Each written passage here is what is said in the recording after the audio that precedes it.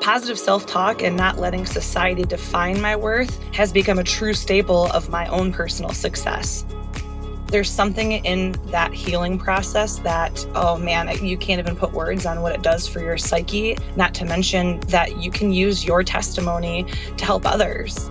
Listen, yeah, I'm flawed, but I love it, I accept it, I own it, and if you don't like it, that's okay. Being a trailblazer for your own life and what you stand for will inspire more people than you could ever imagine. Welcome to The Art of Speaking Up, a podcast that helps professional women access the limitless potential that lies within them. I'm your host, Jessica Guzik, and my mission is to help you find that spark inside you that has the power to transform your career in ways you may not have thought possible. I'm so excited that you're here. And now, on to the show.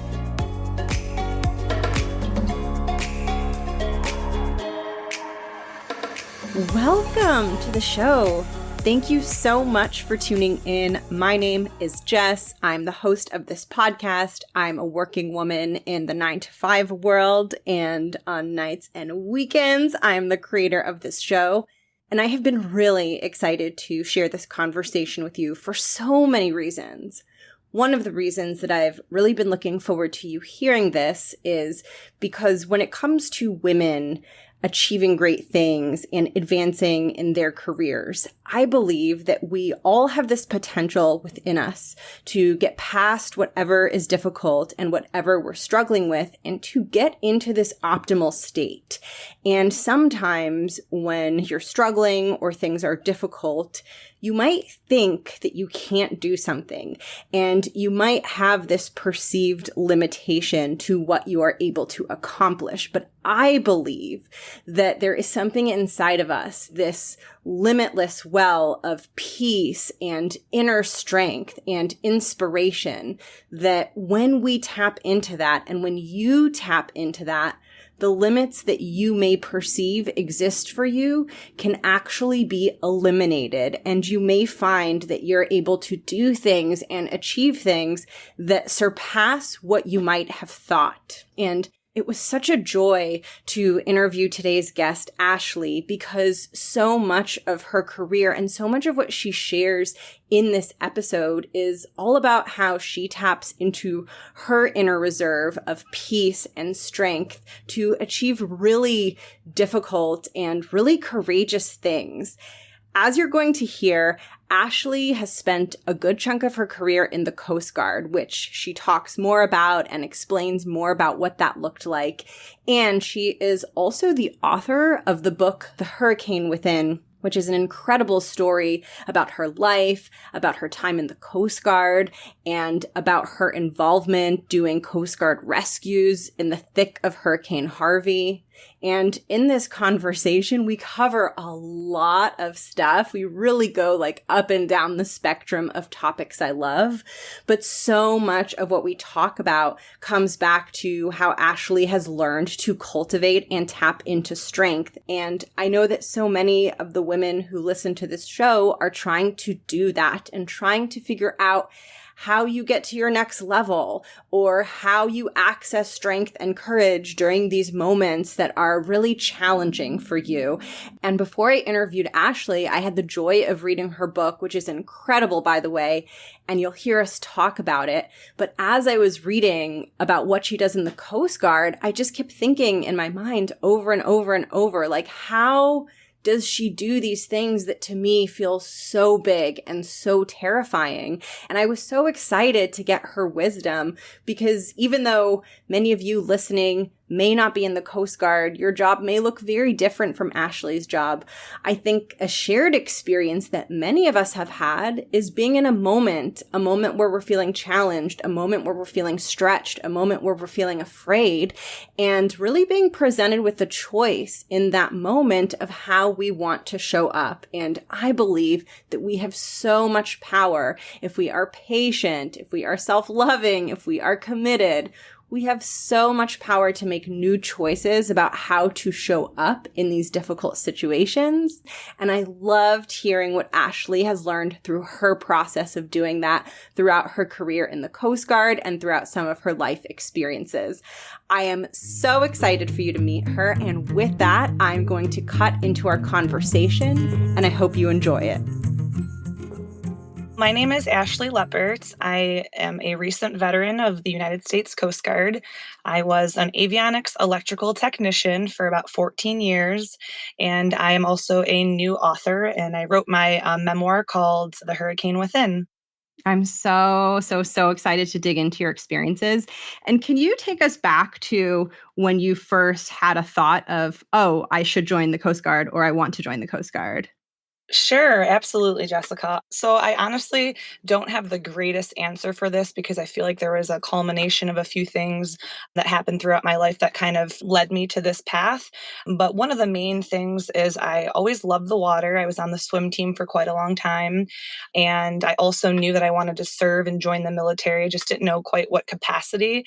And then shortly after my high school graduation, one of my best friends, Nash, unfortunately was killed in a boating accident. So that kind of just made me, it kind of sparked something inside me even more to want to help people and be on the water doing, rescues and stuff like that. So And I think many people may not necessarily be familiar with the Coast Guard. So, just to level set, would you be able to give a really high level overview of what the Coast Guard does and what it means to be in the Coast Guard, in the position that you were in? absolutely. So the Coast Guard is kind of one of those forgotten branches of the military, I think. It's because we do so much work kind of behind the scenes in our home front as opposed to being over fighting wars and things like that. But it's a multi-agency, or excuse me, multi-mission agency that revolves around search and rescue, law enforcement, maritime safety, waterways security and patrols. So we're kind of like the jack of all trades, truthfully. But for me specifically, I was in aviation. So we did a lot of search and rescue and kind of just did a lot of training to keep our boaters safety and just to keep people safe on the water and be there at the call if need be, if they were in trouble. Fantastic. And hopefully, people listening will get a chance to read your book. Your stories are incredible. And one of the things that was so interesting for me to learn is just all of the conditions that you have to endure and what it's like to be on a search and rescue mission. And for someone who's less familiar with that, I would love for you to share, what a search and rescue mission could mean, what types of conditions you have to endure so that people can really begin to understand how heroic you truly are. And we'll unpeel that as we go through the interview. But I wanted to start there. So the best way I kind of describe people what my job was as an aviation search and rescue individual, pretty much we are on call as if, we're firefighters or people at the hospital. We're kind of just standing by for a circumstance to arise where someone needs our help. So we typically stand 24-hour shifts, and then we have a ready crew standing by. So that consists of a pilot, a co-pilot, the flight mechanic, which is what I was, and then a rescue swimmer. So typically we just are there on call. We'll get the phone call, which would sound the alarms throughout the whole hangar. So once we hear that alarm, it is like an instant, okay, here we go. So we run out, we get our flight suit and our flight gear, and we get all ready to go. We inspect the aircraft, and we're in the helicopter airborne in typically less than, I would say, 10, 15 minutes because we know that somebody's out there needing us. So we get the engine started, we take off, and there's a lot of radio calls giving us direction and where we're headed to. And then it is a very big talking point where we say, okay, this is what we're going to encounter. How are we going to rescue these people? What is the safest course of action? We're looking at winds, we're looking at our fuel state. There is a lot of different check marks and safety precautions that we take. And then at that point, it's like, okay, we're using our visuals and our different equipments to be able to actually search for the people. And then we go through and I lower the hoist down and lower the rescue swimmer. And it's a whole lot of hovering and talking on the radios and conning people in position. And so it's quite a chaotic evolution. So, but again, the ultimate goal is to bring these people home that are in trouble. And if we can do that, then it's a job well done. When you talked about that, it reminded me about, when you talked in your story about how you kind of have this switch in your mind that you turn on and off. And as soon as you get called and as soon as, you know that there's someone that needs rescuing or there's something like this happening, you kind of just get into a zone. Can you say more about that? Because I think that's really interesting and relevant to a lot of people who are, maybe not in the Coast Guard, but in a high performing type of profession. Yes, I think for me, the one word to kind of encompass that training is just adaptability. From the very beginning in boot camp, us military members are taught, to adapt and overcome. And in aviation specifically, we do a risk versus gain model. And we do, assess and say, hey, is this risk that we're taking, whether it be flying in bad weather or going out and very offshore for a long distance, we say, hey, is this risk worth the gain of possibly saving somebody's life? Which the answer is always yes. If we were trained to take those risks to be able to save a life. So, in my personal adaptability and having the ability to compartmentalize in the face of dangers is just a combination of my military training and my foundation of my personal faith as a Christian, too, to help me have that peace, knowing that I'm grounded in the understanding of my purpose. And there's an undeniable peace and calm that comes along with having that. That's so interesting. You went straight into something that I was planning on asking you about later that also really fascinated me about you and your story and your book, which is just that, that piece that you are able to tap into and the way that you're sort of able to guide yourself to where you need to be in a certain moment is so fascinating because the situations you're in are so high pressure and scary, and the contrast between those two things and like your ability to cultivate that inside was so fascinating to me. Do you feel like that's something that people can learn to do? Like, do you feel like this is a universal skill of tapping into something greater, deeper, more peaceful when, when things around feel so intense or scary? Absolutely. I feel like for me, there there's just this ability to face the fear of whatever the unknown is for that search and rescue case. And for me personally, like I said, that peace that I have found through my faith and trusting that God has a bigger plan for what I'm doing, that truthfully just fuels my personal peace. Now, of course, I'm not going to sit here and say I'm not terrified at times or I'm not scared or, man, today might be the day that I don't come home. Of course, all those thoughts as, a human are natural. But again, I'm very much grounded in the fact that I know that we are all on this earth for a purpose. And, my purpose is to bring glory to God in what I do. And what better way to do that than saving people? I mean, to me, it's an honor and a blessing. Yes. Oh my gosh. It's so incredible to hear your perspectives on that. And I often ask guests about early careers and sort of that initial entrance into their career path, which I think sometimes can be difficult. Were you always able to sort of cultivate that balance and kind of give yourself that inner sense of safety and faith? Or did you have moments in the beginning where you felt like a little bit shaken or a little bit rocky entering into this, this new line of work that you do or that you were doing? Oh, for sure. I think just like with anything, the more you train to do something, it becomes just robotic like and just a natural reaction. So, in Coast Guard, specifically aviation, we do a ton of training to prepare for these types of circumstances. And we go out there and we do hoist training with boats and we have annual tests and all these requirements. So, it almost is like when you go out there, it's just something switches and you're just a robot doing exactly what you had trained to do. And then that coupled with the peace that I had from just knowing that I'm out there doing such a wonderful thing to save people, it really is just a comforting kind of peace that it's really hard to put into words almost. I love that. And I wanted to ask sort of about your sense of grit and the physical and mental challenges that are part of being in the Coast Guard. Were you always that way? So were you someone, as a kid who wanted to do the hard, difficult, gritty things? Yes, for sure.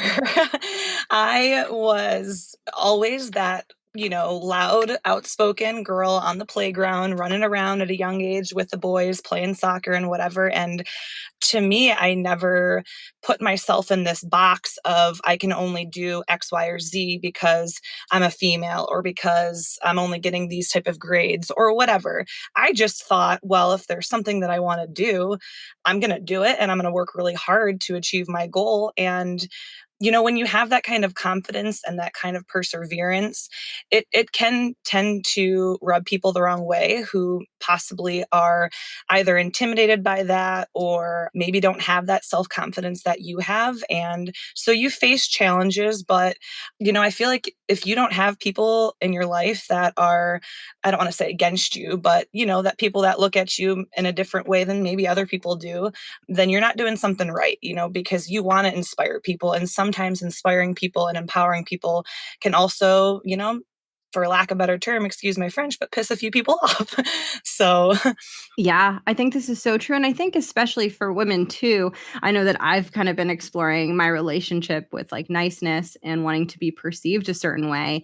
And it's just so interesting how, at least for me, my journey of building confidence has involved like letting go of this more needy side of me that wants this approval. And it would be so great if like the road to confidence and empowerment was like all rainbows and unicorns and you never had to like do something that felt deeply uncomfortable because you're worried about what people will think. But there is this element of just like letting go of that, being okay with some people not liking you, being okay with like the polarity of what it means to actually step into who you are and just fully own that. absolutely. And for me, I try to tell people, self criticism and fear is the biggest hurdle for a lot of people pursuing a goal because positive self talk and not letting society define my worth has become a true staple of my own personal success. And I feel like if you surround yourself with people who inspire you and motivate you and support you, which may mean that they're going to tell you some things sometimes that you might not want to hear, but they're allowing you to own your individuality. And I feel like, God created us for this perfect life purpose and you can't fit yourself into a box of normal because what is even normal? Like stop pleasing everyone around you and start doing stuff to please yourself because people are going to hate on you no matter what. And a buddy of mine in the military told me this quote one time and it made perfect sense, but he said, you could be the prettiest, juiciest, most perfect peach, and there will still be people who hate peaches. And so that really just kind of like stuck with me because I was like, wow, like you could be the best at whatever, or, anyways, I feel like that was such a really well-rounded quote. And it really makes you sit back and think like, gosh, that's true. Stop pleasing people. As if you're this person in your own mind that you're the best that you can be and you try to be a good human, then that's great and own it. Yeah, I think so. It can be so hard to let go. And I know, you mentioned fear and self-criticism and sort of like self-talk, and that's such a huge topic on this show because it is really something that I think gets in the way of people's brilliance shining through because I think that our most brilliant version of ourself is that version where we let everything out, even the parts that we're like, oh, am I being weird? Am I being quirky? Like, are people going to like this? It's the unfiltered version. It's the raw version. And, I think it can feel scary for women to start to show that. And, I'm curious, that makes me curious to ask you sort of how you might have experienced kind of showing your authentic self in this Coast Guard environment, which I imagine was highly male dominated. Yeah, being a strong-willed female, even at a young age, definitely had its challenges. I've always been a believer that regardless of what I'm doing, whether it's sports or being in the military, as long as I'm doing the best I can, what does it matter if I'm a girl?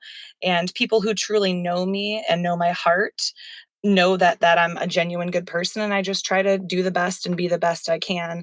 And I feel like that has really translated in my military career. A lot of people would be like, "Wow, you can hang with the guys and do this." I'm like, "Yeah, cuz I work just as hard as them. I train just as hard as them." And so I don't play that girl card, if you will, because I don't, we're all just out here doing the same job. So if I can meet the standard that's required, then, it shouldn't matter male, female, Yeah. And I'm curious, what is your relationship like with the feminine side of yourself, both just in life and in career? I love owning that. I love being a strong, powerful woman. And I think there's a very fine line of, you know, being like a hardcore, like staunch feminine where, I'm in the street burning my bras, which I don't do. But I mean, I think that level of empowerment and that just, owning who you are, I think that's what makes a true feminist, if you will, just someone who like appreciates and loves who they are without any, need to please society. Because, like I said, everybody's trying to fit into this box of normal, but let's sit back and ask ourselves, like, what defines normal? And I think if we all just kind of had that perspective and just really owned who we are, because hey, God doesn't make any mistakes and He made you perfect, and just own it. And that's how I try to live day to day. Mm. And were there any women in the Coast Guard that you particularly looked up to? I'm curious why and sort of what traits they had.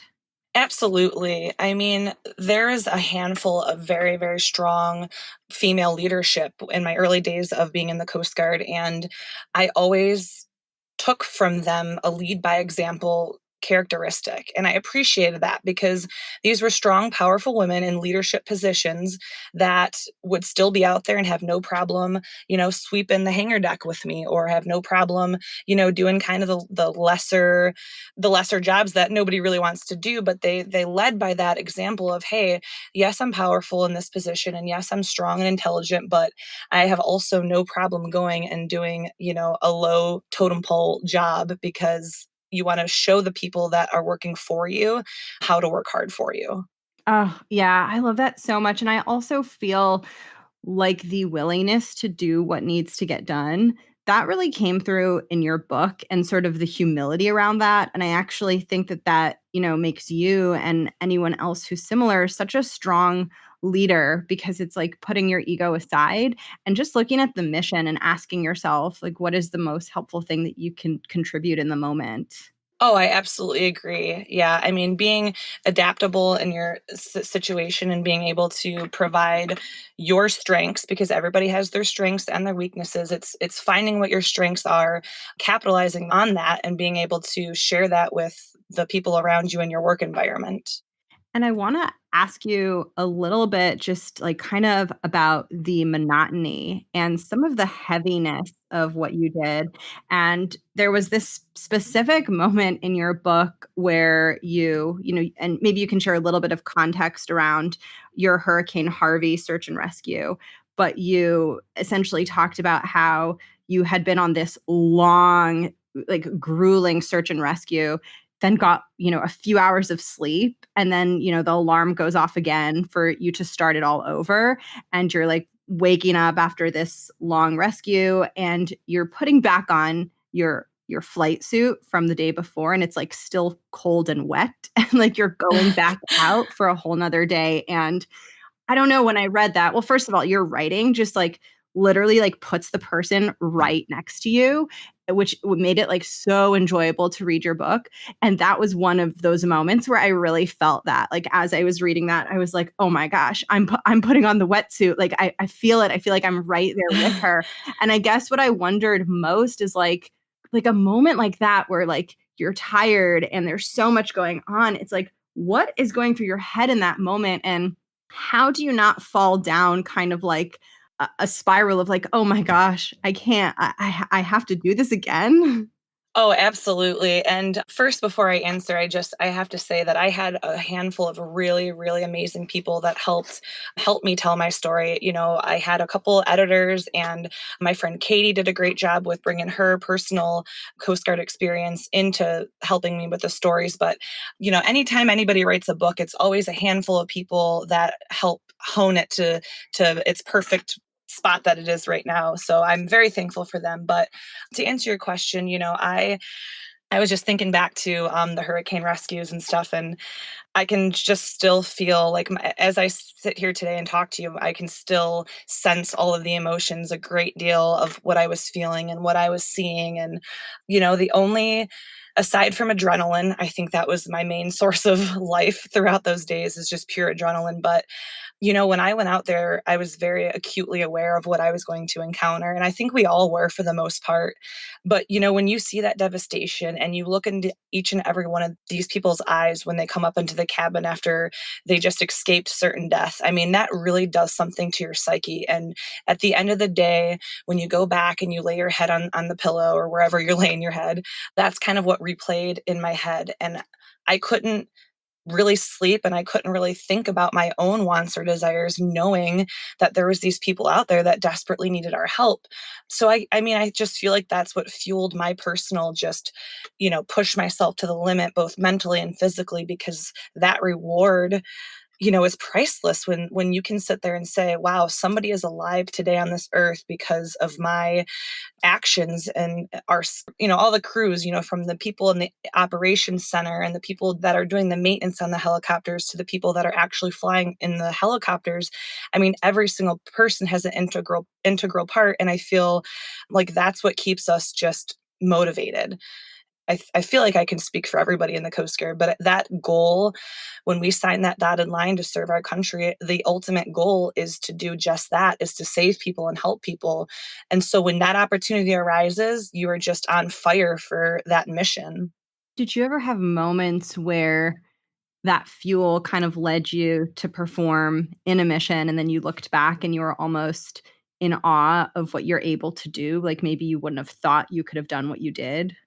Absolutely. There was multiple times where I think, wow, how did I physically or mentally complete the mission? I mean, because you're flying in these scenarios where you can't see much, so you're constantly on edge mentally. Okay, am I going to run into a power line? Is there going to be low-lying trees? Are there other aircraft out here that are on the same mission? So you have that mental fear, and then couple that with the typical physical, feelings that you're having of being worn down and you're cold and you're hungry and you're tired.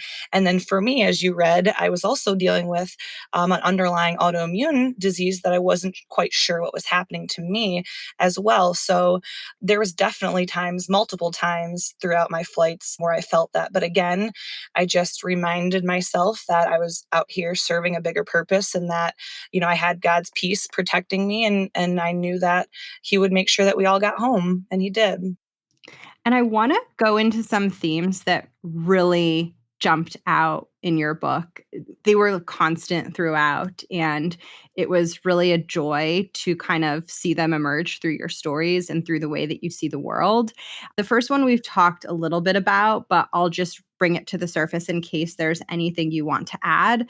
But it's just dealing with uncertainty and the unknown. And you mentioned your autoimmune condition and sort of all of the scariness that that brought on. Is there anything that you'd want to share around just uncertainty and moving through that like scary gray area of not knowing what's next?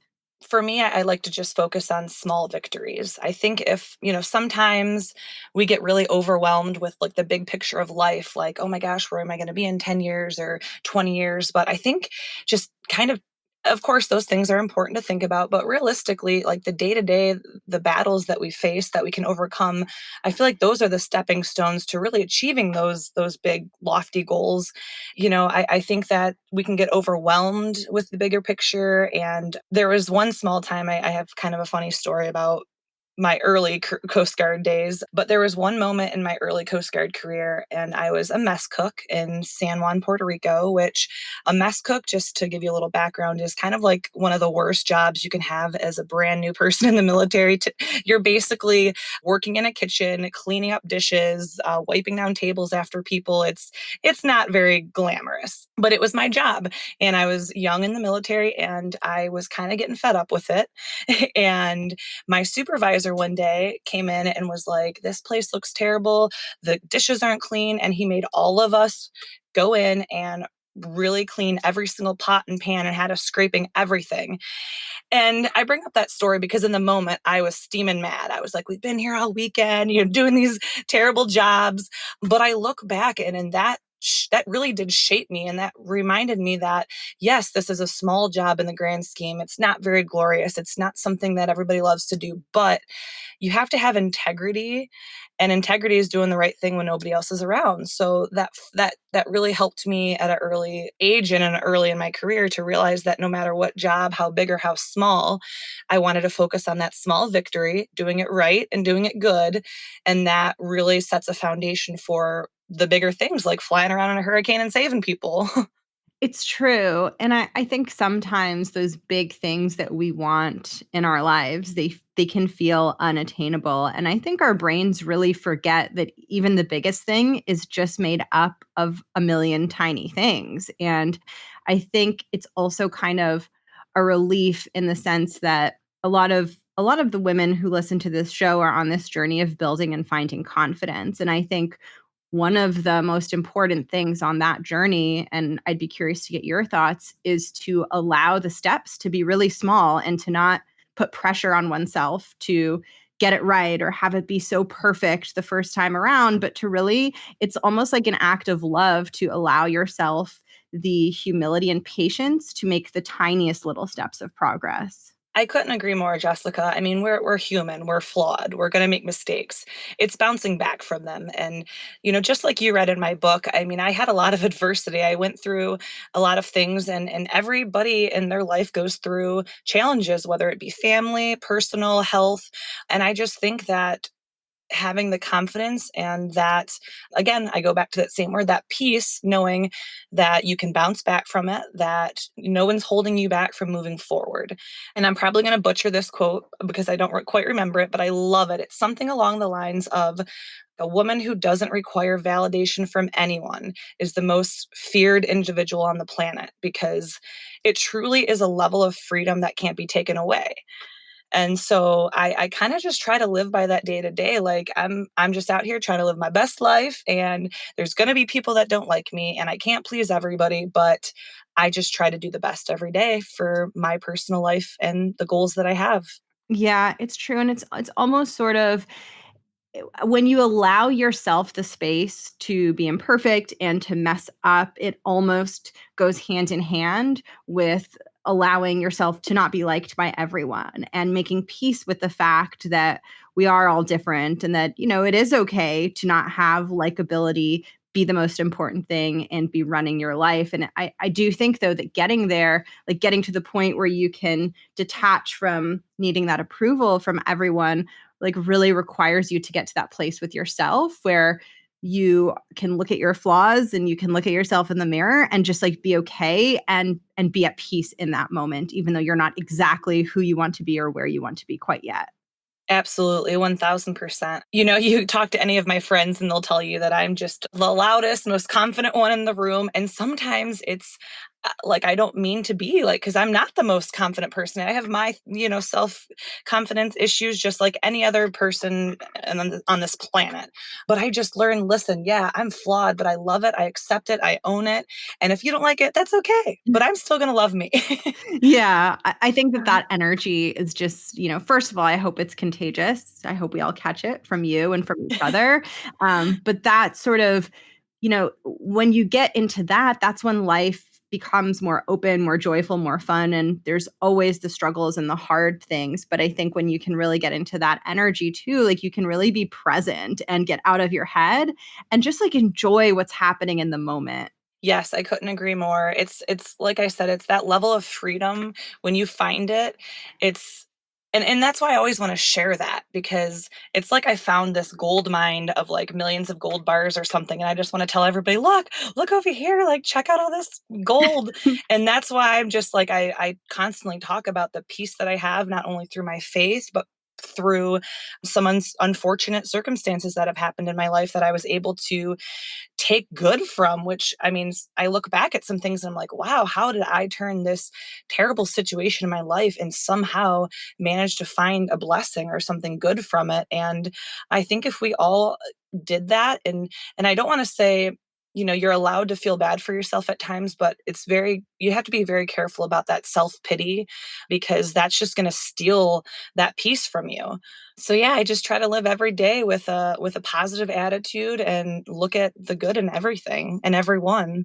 Yeah, and that self-pity, it keeps you in the same place, and I think, maybe sometimes you need to, like, be in it for a bit, and you're not ready to move, but then there comes a point where it's like you need to get from, like, stuckness into movement, and you have to, like, leave that behind in order to make that shift, and what you said just really reminded me of kind of just like your book overall, your story, your writing, the way you talked about taking something difficult that you've experienced and essentially finding the value in it. And I think that this is really important. And I think, as a writer, as someone who told your story, I think that the writing process can almost force us to look at something and actually find the lesson in it. Did you experience that as you were writing your book?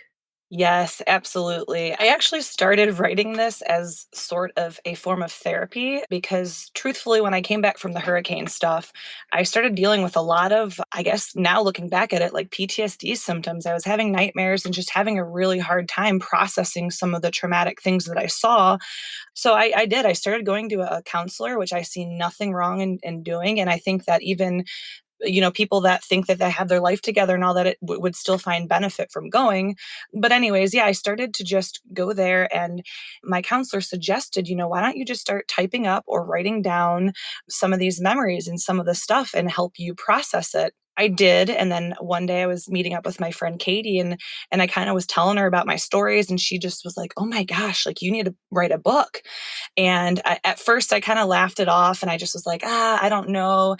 And then for some reason, I just felt like it was pressed upon my heart to share my story, which truthfully was the bravest thing I feel like I've ever done, even through the rescues, because, opening your personal life up to somebody for judgment is terrifying. But the positivity and the wonderful feedback that I've gotten from people, like how it's helped them in their life and how they were able to overcome different things by sharing similarities in my story. I mean, again, you just can't put a price on that. And it really validates all the reasons that I wanted to write this story. Yeah. Oh, like your whole experience and everything you share is so interesting and fascinating to me. And one thing that I want to highlight for anyone listening who's experiencing some sort of struggle of their own, this process that I'm talking about and asking you about of like sort of writing your story and using that as a vehicle to shift your perspective. I feel like you don't writing helps you get there. It really does. It's a powerful medium. But I think that mental shift where you look at something and say, like, where's the story in this? If my life were a book or a film, like, in what way am I the heroine and in what way can I emerge victorious? And I think that that's a really powerful reframe for someone who's in any sort of difficult situation because it just helps you see that you get to control the future in some ways and you get to make choices, and sometimes it's easier to make the empowering choices if you can find meaning in the thing that's really difficult for you. Absolutely, and I couldn't agree more. I definitely think that going back to when I was mentioning getting back from the hurricane rescues and just not feeling 100% mentally, as a strong woman and as a strong person in general, it takes a lot of humility to say, you know what, I need help. I need to talk to somebody, and that has also become a big passion project of mine. Is just to let people know, like, hey, it's okay to not be okay. Like, I mean, to go to somebody, whether it be a therapist or a friend or somebody, just to talk about things, there's nothing wrong in that. And matter of fact, that makes you even more brave, I feel, to be able to stand up and say, okay, this might be a little embarrassing, and I feel like I'm strong, and this is not necessarily a trait of somebody who's strong. Well, I'm here to tell you that that's not true. That it is the most strongest thing that you could do for yourself and for the people around you in your life to be the best person that you could be potentially. Is we have to deal with some of the harder times in our life so they don't come back to haunt us. It's so fascinating. It's interesting how being strong is like this solid exterior in a way. And I think that's how we think of strength. But the way that I've always thought about it is it's like this solid exterior. And then like beneath it, it's really soft and gooey. And I know, I'm curious how it is for you. I can share my my experience of this, but I am someone who I kind of have kind of like a strong way of being in the world. I can be a little bit intense, and I like to not ask for help. I have that tendency for sure. And I think like accessing the softer layers, which actually makes the strength so much more real. It can feel scary. It can feel vulnerable. Those first few steps going in and kind of looking at that and kind of being gentle with yourself, it feels scarier than being strong. Oh, I couldn't agree more, Jessica. I mean, like I said, I had for so long, I mean, everything that you read in my book, I never truly dealt with, those personal things I went through, things with my father, things with work. I kind of just was like, oh, okay, let's move on with life. And I think getting back from the hurricane rescues, that kind of for me was like the straw that broke the camel's back, if you will. It was like, okay, I'm dealing with some emotion things that I haven't faced yet. I need to go back, start from the beginning, and really process some things that I've been through. And you're right, that's that soft inner layer. Once you break that outer shell and crack into it, it's terrifying, but it kind of, there's something in that healing process that, oh man, you can't even put words on what it does for your psyche, not to mention that you can use your testimony to help others. Did it feel kind of unnatural at first? How did Oh, you yes. allow yourself that softness? Oh, it's so funny. It took me quite a while to really open up to even my, like, therapist. I would go and he would try to talk to me for so long, and I'd be like, "Yep, hey, how you doing? Yep, I'm good. I'm great. Great today. Yep, things are awesome." And then when he finally started, like, breaking it down and kind of like, "Let's talk about this, that, and the other," it came in a flood of just like, "Okay, let's talk about it all." So, but I didn't realize at the time that that's what I needed, and it was the best thing ever. And getting that off my chest and talking about it, it brought it to light, which made it easier for me to look at and work through. And I love it too, because I think when we acknowledge that everything you're speaking about is part of the strengthening process, it also allows us to have a more well rounded definition of strength, which includes the hardness and also makes room for the softness. And I know, you know, a lot of women, I can speak to my experience, and some women who listen to the show are super ambitious, maybe in a work environment where their femininity isn't the norm, and they kind of feel like that they feel like strength looks like that hard way only, and they're trying to find that balance between the two. And I think that as women, it's so important for us to have permission to access the softness, to use our femininity, to kind of allow all parts of ourselves to be part of, that strong version of ourselves that we're trying to become.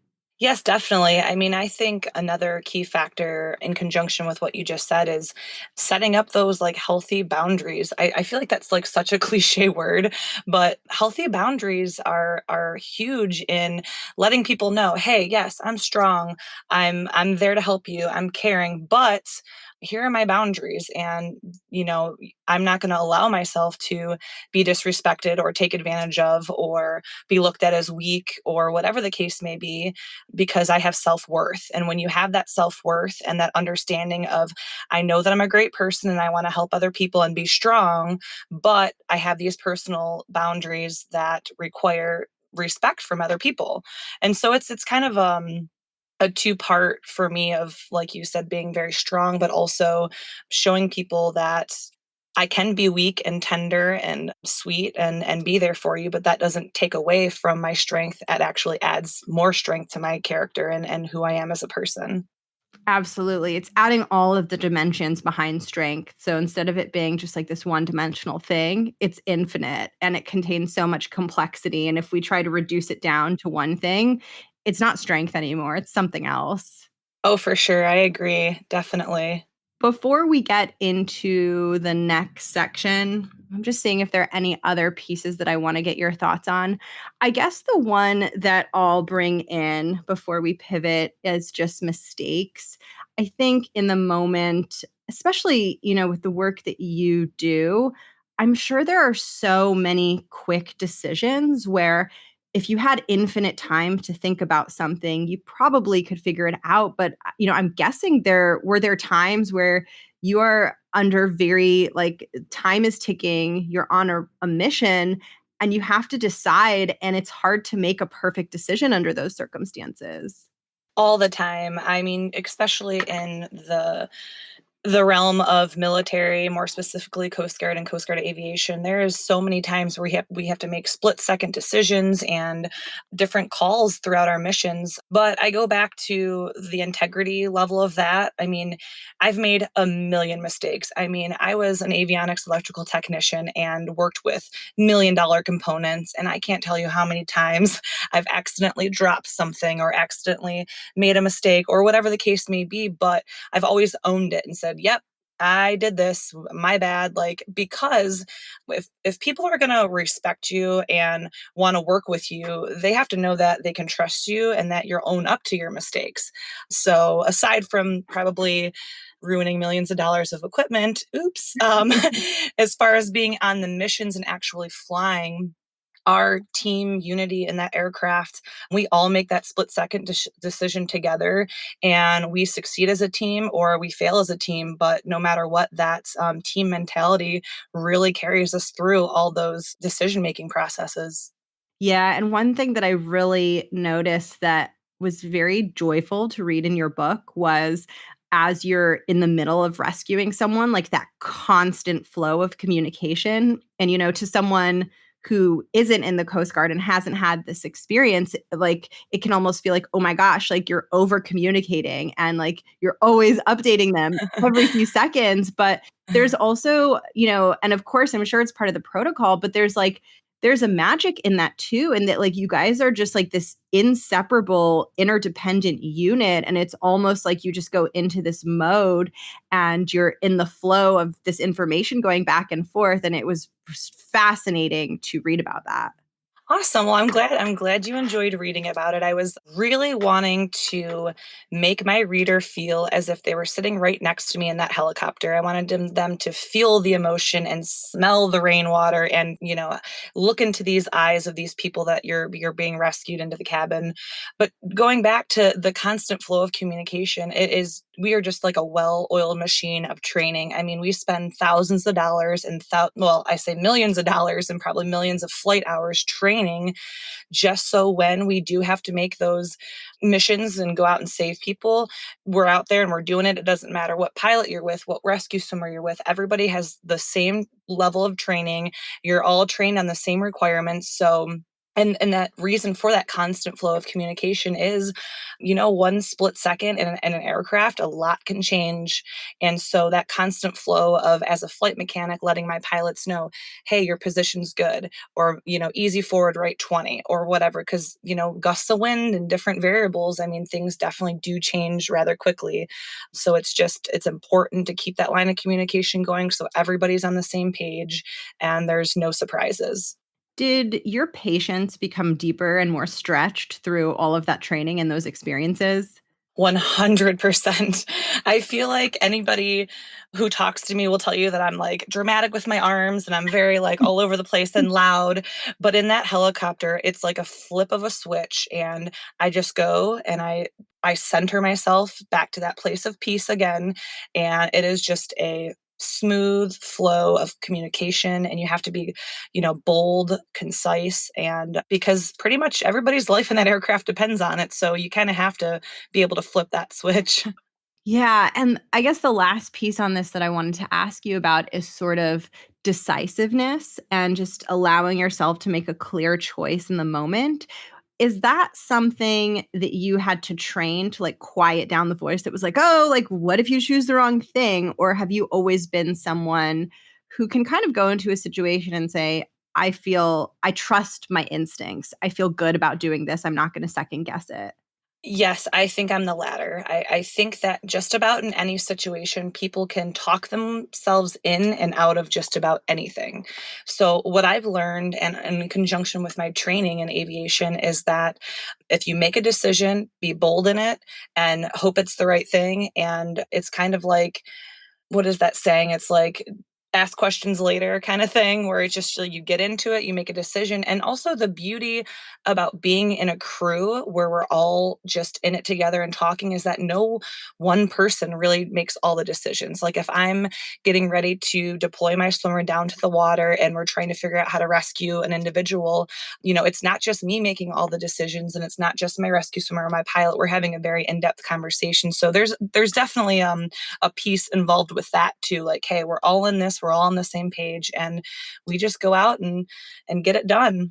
What does the kind of postmortem process look like after a mission is completed to kind of figure out like, okay, what was working and what were like some of the critical decision points? Is there a process around that? There absolutely is. So typically, the military in general, we're a big fan of briefs and checklists. Okay, that's what we do best. And so before every flight, before every takeoff, before every hoisting evolution, every time we get back from a flight, every single moment you have a checklist and or a brief to talk about the evolution. So when we get back from every single case, it is required to have a post-flight debrief. And so we go through and we sit there, okay, did we complete the mission? Did we violate any rules? Was the risk versus, or was the gain outweighing the risk? And we just have a very in-depth, real, raw conversation. We take our rank and our rate off of the table, and we all just talk as a little aircraft family, if you will, and we're just real with one another, and we learn a lot from those, both good and bad outcomes. Each time we just get better and better at like, okay, hey, last time we did this and it worked out well, let's see if we can do it again. It opens up a line of communication to help facilitate better rescues in the future. And when you mentioned taking everyone's ranking off the table, is that just kind of like a mindset shift of we're just all going to have an open discussion about this regardless of everybody's ranking?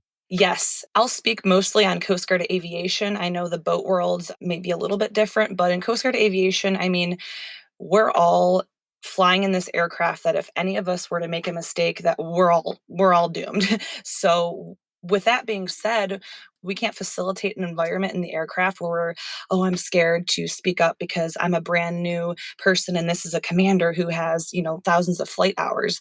That kind of has to be off the table in order for people to feel comfortable and speak up in the event that they see something that's wrong or potentially dangerous. So, Coast Guard Aviation definitely tries to not look at ranking as much as, hey, you're a person, your life is in this aircraft, we're all on the mission. Let's be a team, let's be a family, and talk about this together. So fascinating. It's really interesting how some of your stories are like this intense real world amplification of what happens in my world where the stakes are many, many notches lower and yet the dynamics parallel. So it's very fascinating for me to hear you talk about these things, and so many women who are listening deeply relate to not having the courage to speak up in a room where they feel like they're the most junior person in the room.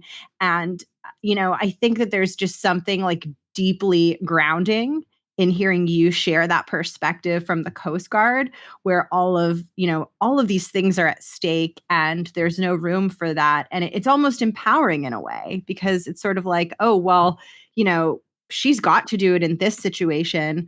There's no reason why I can't learn to do that also. For sure. And with that being said, I think that, translating that into every other profession, I mean, think of how many inventions and how many great role models and leaders at one time were at the bottom of the totem pole and just had the courage to speak up and say, hey, I have an idea, or hey, let's try doing something this way.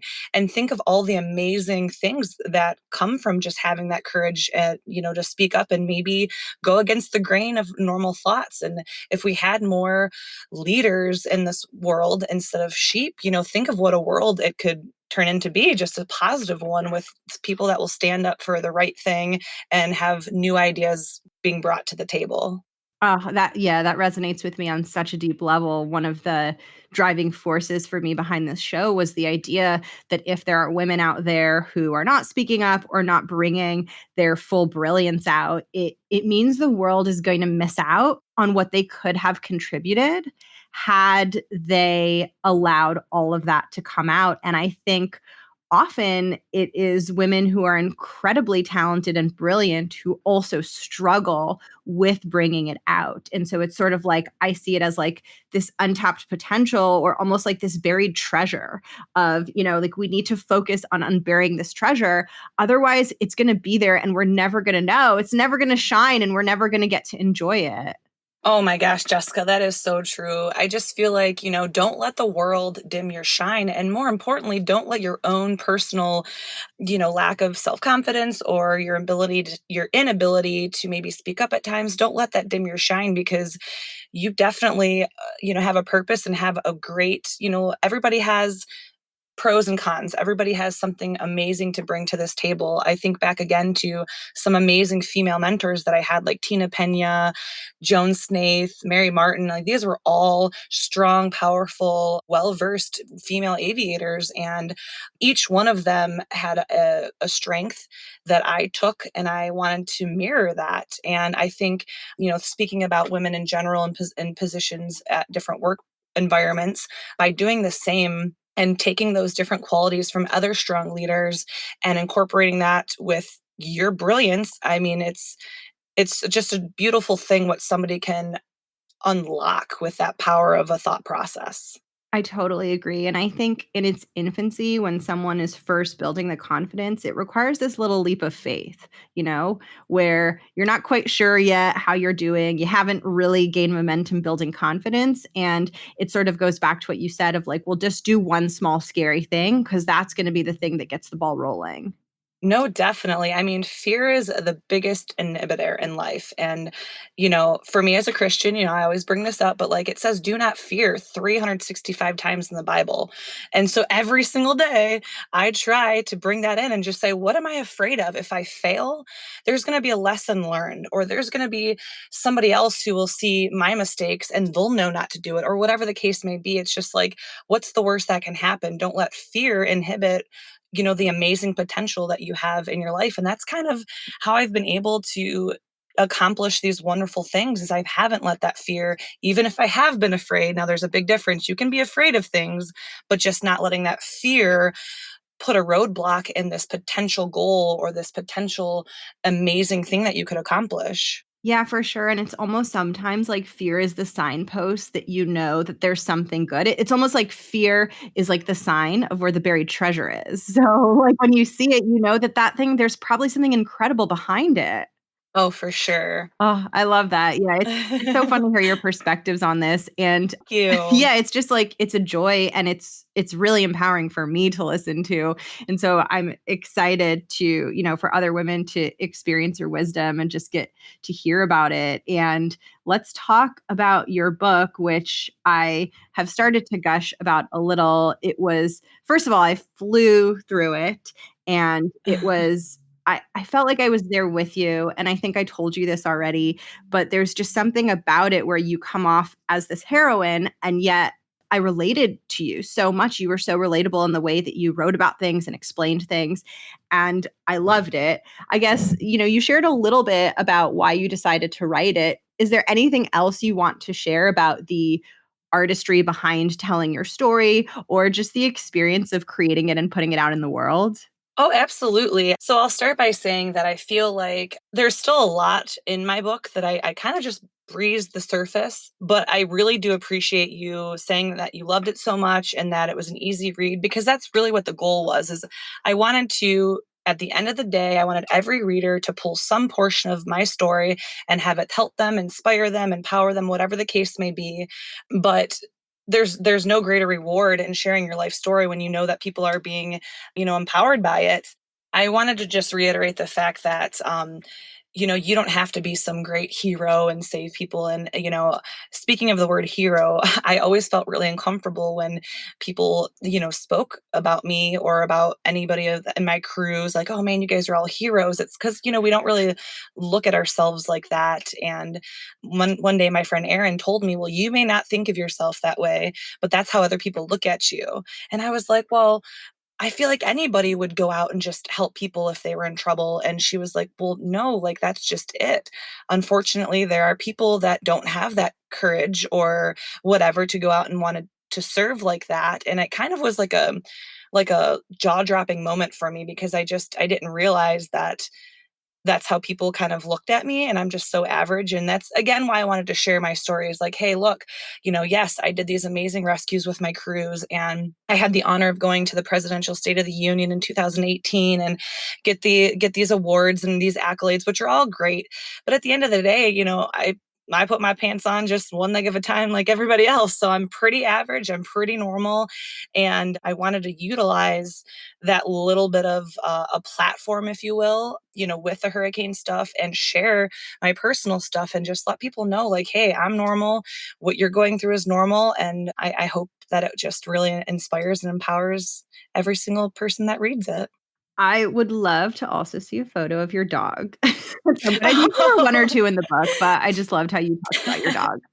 She's pretty much the MVP. She's like the main character in the story. Let's be serious. Every time she popped up, I was like, yay! I don't know, it just made me happy, and I could feel your love for her and, like, just the comfort of coming home to an animal after, an intense, grueling thing. It's like, what more could you want in that moment?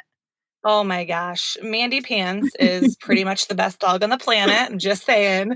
I'm like seriously one of those psycho dog moms. It's pretty bad, but she's just so good to me. And like you said, I mean, she was the one constant in my ever crazy chaotic world. I mean, I've transferred to a bunch of different military bases and she's been right there with me. She's been right there when I came home from a rough day to, give me love when I'm sitting there crying. And, I think in conjunction with her, I've also been so blessed to have this amazing circle of family and friends that have also been just a blessing to me. And they've also been there to help, empower me in my times of weakness. And yeah, but I love Mandy. I definitely should have thrown about 15 more pictures in there, but There's no such thing as too many pet pictures ever. I agree. I agree. And okay, so tell us where we can find your book, as I'm sure that there are people who are going to be interested in checking it out. Oh, awesome. Well, yeah, right now I have my book. It's called The Hurricane Within. It is on Amazon. And I have some really cool projects coming up in the future. So I am asking people if they want to know and get the first insider scoop. If they go to my website at www.thehurricanewithin.com and subscribe to the email list, they'll be the first in the know and get some special sneak peek previews of some things. So, yeah. Oh, wonderful. And I'll put that information below in the show notes. And I also just wanted to give you a chance to speak to any women who have curiosity around the Coast Guard or any of the related branches. I know, that getting women in there is super important. And so if there's anything that you want to share or talk about, I think we would love to hear. Sure. Yeah. I mean, first of all, I want to thank you so much, Jessica, for having me. It's truly been an honor to answer some questions with you and to talk to all the listeners. This again is just such an amazing byproduct of sharing my story. So thank you for that. And I think that joining the military has been by far one of the greatest decisions that I've ever made in my life. I think that if anybody out there is looking to join a service, of course, I'm going to, recommend the Coast Guard, but any military branch, having the ability to serve this great country in any facet that may be is so rewarding. I love Coast Guard aviation, so that's my plug. But I think talking to a recruiter and just getting information, I think that is the first step and possibly making an amazing decision. Fantastic. And Ashlee, do you have any other contact info you want to share besides the book website? Absolutely. So I have my Instagram. It's at the Hurricane Within. I also have like a Twitter, which I'm not super good at using just yet. I'm trying to like hop on that bandwagon and get better. But I also have my Facebook page. It's just the Hurricane Within, and it's a Facebook page. And I try to post a lot of cool videos and stuff from my personal aviation experiences. I have a ton of pictures and videos and some sneak peeks of some things that are up and coming. So those three avenues are typically what I use the most to communicate with fans and different guests. Awesome. And I'm going to put all of your information below so everyone can check out you and check out your book website. And I don't want to give any spoilers for your book or anything, but do you want to share sort of what brought your 14 years to a close and kind of what the future could look like for you? So I was diagnosed with a rare autoimmune disease shortly after the Hurricane Harvey rescues. I was kind of feeling weird for a little while, and I do kind of talk about that throughout my book, what I was actually experiencing. But with anybody who's had an autoimmune disease, they're very, very hard to pinpoint because your symptoms can be all over the place, and it's just not something that a lot of people and a lot of doctors know about quite yet. So, anyways, I was diagnosed with myasthenia gravis, which was ultimately the reason I medically retired from the military because the medication that you take for aviation is grounding, which means that, we're very stringent with what you can take and be able to fly because we want you to be 100% in alert. So, unfortunately for me, that was something I could no longer do. But the future looks bright. I mean, I feel, thank God, I feel good most days. I do take my medication and try to work out and eat healthy and all that. But yeah, the future is bright. I'm really pushing forward with some new projects under my publishing company that I have, the Mandy Pants Press, which is so funny. It's my dog's name. See, I told you I'm a psycho dog mom. I feel um, that lady here. so yeah, I'm really focusing my time and energy. My new passion project is really talking about mental health awareness and just sharing my story and again, hopefully just empowering every reader and moving forward with some other really cool projects that I have in the future. So excited, and I can't wait to see what they are and what you do next. And you've made it to the closing questions. Thank you for such an incredible conversation. And it's funny because one of the closing questions, it's like I created this question out of this random idea that always comes to my mind, and you brought it up, which was really interesting. But the idea is just that we have these huge goals in our lives. And sometimes, the most effective ways that we move towards those goals are like these tiny moments where we make a different choice or we do the scary thing. And so I've been asking everyone to share a tiny moment that sort of represented that for them, represented them moving towards their visions and dreams and goals. Man, there's been so many really small but yet very significant events in my life that have helped carve the way for this path that I've been on. For me, one was my faith and finding Jesus as my Lord and Savior. That has been the staple of my being and who I am, and it's definitely changed the actions moving forward in my life, what I want to do. So that's a huge one for me.